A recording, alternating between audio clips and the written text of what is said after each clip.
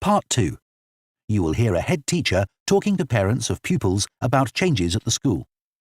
First, you have some time to look at questions 11 to 15.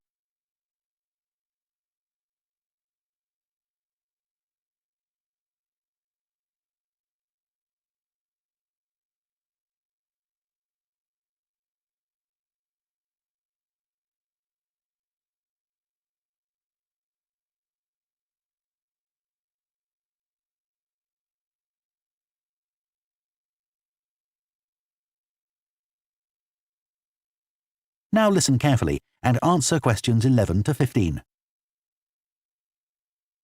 Good morning, and thank you for coming here today.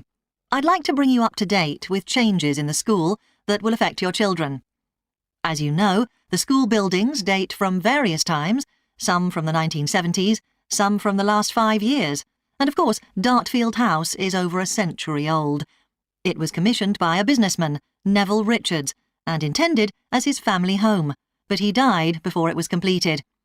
His heir chose to sell it to the local council, who turned it into offices. A later plan to convert it into a tourist information centre didn't come about through lack of money, and instead it formed the nucleus of this school when it opened 40 years ago. The school has grown as the local population has increased, and I can now give you some news about the lower school site, which is separated from the main site by a road. Planning permission has been granted for development of both sites. The lower school will move to new buildings that will be constructed on the main site. Developers will construct houses on the existing lower school site. Work on the new school buildings should start within the next few months. A more imminent change concerns the catering facilities and the canteen.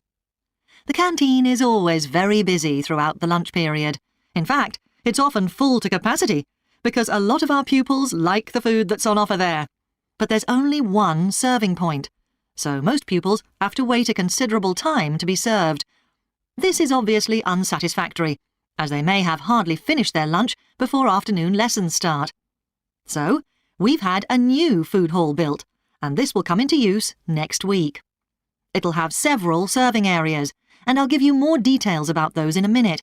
But one thing we ask you to do to help in the smooth running of the food hall is to discuss with your children each morning which type of food they want to eat that day, so they can go straight to the relevant serving point. There won't be any junk food, everything on offer will be healthy, and there's no change to the current system of paying for lunches by topping up your child's electronic payment card online. You may be wondering what will happen to the old canteen. We'll still have tables and chairs in there, and pupils can eat food from the food hall or lunch they've brought from home. Eventually, we may use part of the canteen for storage, but first, we'll see how many pupils go in there at lunchtime. Before you hear the rest of the talk, you have some time to look at questions 16 to 20.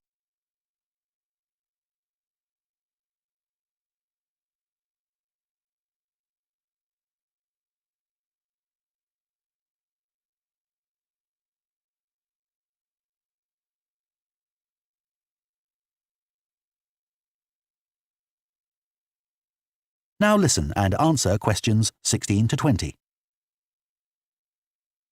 OK, back to the serving points in the food hall, which will all have side dishes, desserts and drinks on sale, as well as main courses. One serving point we call World Adventures. This will serve a different country's cuisine each day, maybe Chinese one day and Lebanese the next. The menus will be planned for a week at a time, so pupils will know what's going to be available the whole of that week. Street life is also international, with food from 3 particular cultures. We'll ask pupils to make suggestions, so perhaps sometimes there'll be food from Thailand, Ethiopia and Mexico, and then one of them will be replaced by Jamaican food for a week or 2. The Speedy Italian serving point will cater particularly for the many pupils who don't eat meat or fish. They can be sure that all the food served there is suitable for them. There'll be plenty of variety, so they shouldn't get bored with the food. OK, that's all on the new food hall. Now, after-school lessons. These are very popular with pupils, particularly swimming. In fact, there's a waiting list for lessons. Cycling is another favourite, and I'm delighted that dozens of pupils make use of the chance to learn to ride in off-road conditions. It means that more and more cycle to and from school every day. As you know, we have a well-equipped performance centre, and we're going to start drama classes in there too. Pupils will be able to join in just for fun, or work up to taking part in a play. We hope to put on at least one a year. We already teach a number of pupils to use the sound and lighting systems in the centre, and a former pupil has given a